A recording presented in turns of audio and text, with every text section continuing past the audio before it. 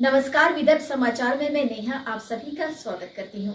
बढ़ते हैं आज की कुछ खास खबरों की ओर। हरित महाराष्ट्र समृद्ध महाराष्ट्र अभियान के अंतर्गत राज्य सरकार ने गढ़चिरौली जिले के लिए 1 करोड़ वृक्षारोपण का महत्वाकांक्षी लक्ष्य रखा है और इस पहल का शुभारंभ मुख्यमंत्री देवेंद्र फडणवीस 22 जुलाई को गढ़चिरौली स्थित कृषि महाविद्यालय परिसर में करेंगे। इस अवसर पर जिले में वृक्षारोपण पखवाड़ा शुरू किया जा रहा है और पहले चरण में 40 लाख वृक्षारोपण का लक्ष्य रखा गया है।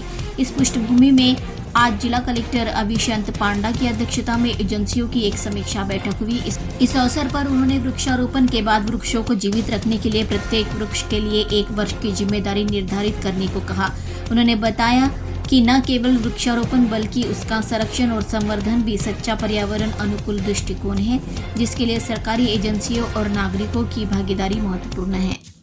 गडचिरोली जिल्ह्यात हरित महाराष्ट्र समृद्ध महाराष्ट्र हा उपक्रम अंतर्गत 1 कोटी वृक्ष लागवड ची प्रक्रिया आता सुरू होणार आहे। जुलै 22 पासून पंधरवाडा इथे आपण 40 लाख वृक्ष लागवड ची सुरुवात आपण करणार।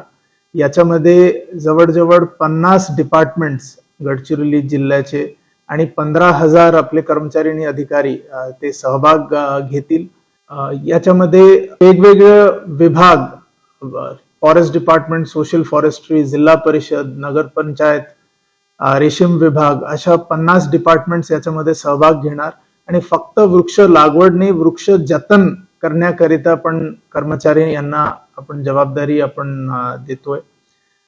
माझं आव्हान राहणार की जे आपले विद्यार्थी आहे, सर्व नागरिक, सर्व संस्था आहे, त्यांनी पण याच्यामध्ये सहभाग घ्यावा, जेणेकरून हे पूर्ण जे आपला वृक्षारोपणचा कार्यक्रम आहे हे यशस्वी होणार।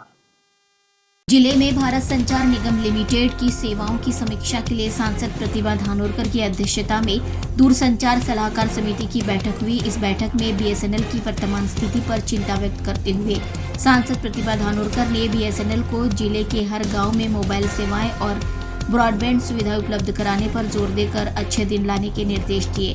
सांसद प्रतिभा धानोरकर ने आशा व्यक्त करते हुए कहा कि अगर कर्मचारी इसे सिर्फ नौकरी के रूप में न देखे बल्कि एक जनसेवा के रूप में देखे और बीएसएनएल के साथ एक परिवार की तरह काम करे तो तस्वीर जरूर बदलेगी।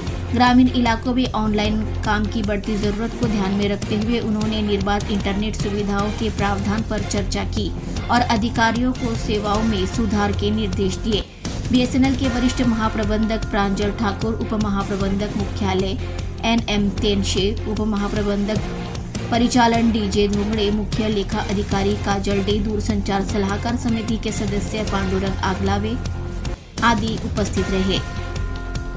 पोंभुर्णा स्थित कृषि भूमि सर्वे क्रमांक 97 RG 46 प्रकाश दागोड़ा श्री गिरिवार के नाम पर दर्ज है और 7/12 में है, लेकिन यह स्पष्ट किया गया है कि इस अभिलेख में देवरा दागोड़ा श्री गिरिवार नामक का कोई व्यक्ति मौजूद नहीं है। इस पृष्ठभूमि में उपविभागीय अधिकारियों ने हाल ही में उपनाम को 7/12 भी कम करने का आदेश जारी किया। हालांकि यह बात सामने आई है कि नायब तहसीलदार दीपाली आत्राम ने संबंधित आदेश की अवहेलना करते हुए फर्जी दस्तावेजों के आधार पर नया आदेश जारी किया है। जैसे ही वरिष्ठ अधिकारियों की इसकी जानकारी मिली, आत्राम ने स्वयं उपविभागीय अधिकारियों से उन अवैध आदेशों को रद्द करने की अनुमति मांगी। इससे राजस्व विभाग की ओर से गंभीर लापरवाही और जिम्मेदारी से बचने का प्रयास उजागर हुआ है। इस बीच यह बात सामने आई है कि देवरा गुडलावार के बेटे योगेश गुडलावार और तहसील कार्यालय संचालक पारुल आधी रात के आसपास कार्यालय में आए और राजपत्र के पाठ के साथ छेड़छाड़ की। इस घटना से राजस्व कार्यालय में रात के अंधेरे में दस्तावेजों के साथ छेड़छाड़ की हकीकत उजागर हुई है। ऐसी जानकारी आयोजित संवाददाता सम्मेलन में युवा सेना जिला प्रमुख विक्रांत सहारे ने दी है। पोंभुर्णा येथे रात्री 11:30 ते 12 वाजताच्या दरम्यान देवराव गुडलावार यांचा मुलगा आणि प्रशासकीय अधिकारी देवराव गुडलावार यांच्यावर पोलिसांची कार्यवाही चालू असताना त्यांच्यावर झालेल्या राजपत्रात खोटा बनावट या राजपत्रात FIR झाल्यानंतर त्यांनी स्वतः आपल्या मुलाला रात्री 11:30 ते 12 वाजता प्रशासकीय अधिकाऱ्यासोबत 11:30 ते 12 वाजता कोणत्या कामासाठी तिथं पाठवलं पोंभुर्ण्यामध्ये आमच्या थेट सवाल आहे। आणि याच्यामध्ये दीपाली आत्राम दीपाली तहसीलदार, नायब तहसीलदार यांनी सुद्धा सामील आहे का? आणि सामील म्हणजे त्यांच्या स्वतःच्या त्यांनी जो आदेश काढलाय त्यांनी का बरं तो शासन म्हणजे एसडीएम साहेबाकडे का बरं रद्द करण्यासाठी पाठवला आणि कोणता आर्थिक व्यवहार करून त्यांनी हा आदेश काढला असं आम्हाला सरळ सरळ आमचं असं म्हणणं आहे. आणि या आदेशाला कुठंतरी आर्थिक बळ आपल्या देवराव गुडलावार यांच्याकडून मिळाला आहे आमच्या असा सरळ आरोप आहे. धन्यवाद. पोंभुर्णा तालुक्यातील एक अत्यंत गंभीर विषय आज आपल्या समोर येत आहे.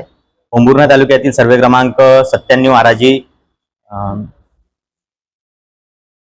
46 ही शेतजमीन प्रकाश दगोडा श्रीगिवार यांची असून नायब तहसीलदार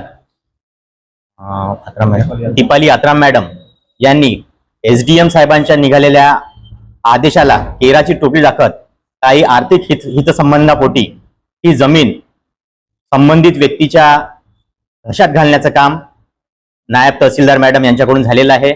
एक मोठ्या प्रमाणात आर्थिक घडामोडी या सर्व प्रकरणात आपल्याला दिसून येत आहे. कारण की रात्रीच्या सुमारास तहसील कार्यालय उघडून जवळपास 11:30च्या दरम्यान तहसील कार्यालय उघडून तहसील कार्यालयातील एका कर्मचाऱ्याला हातात घेऊन संबंधित जो व्यक्ती आहे त्याचा मुलगा तिथे बसून काहीतरी कागदांमध्ये हेरफार करत आहे आणि त्याच बनावट कागदांच्या भरोशावर तहसीलदार मॅडमनी हा आदेश काढलेला होता आणि ज्यांची ही शेतजमीन आहे ते लाटण्याचा सर्रास म्हणजे एकदम सरळ इथं प्रकार उघडकीस येत आहे की जमीन लाटायचे त्याच्या मोबदल्यात मोठा आर्थिक व्यवहार करायचा. आमचा सर्रासपणे आरोप आहे की नायब तहसीलदार मॅडम यांच्यावर कार्यवाही करून या प्रकरणातली संपूर्ण चौकशी करून जे या प्रकरणाला न्याय मागत आहे त्यांना न्याय देण्यात यावा. अन्यथा आमच्या मार्फत नायब तहसील मॅडमच्या विरोधात आम्ही तीव्र आंदोलन करू. खबरों में बस आज इतना ही. ताज़ा खबरों के लिए देखते रहिए विदर्भ समाचार. तब तक के लिए नमस्कार.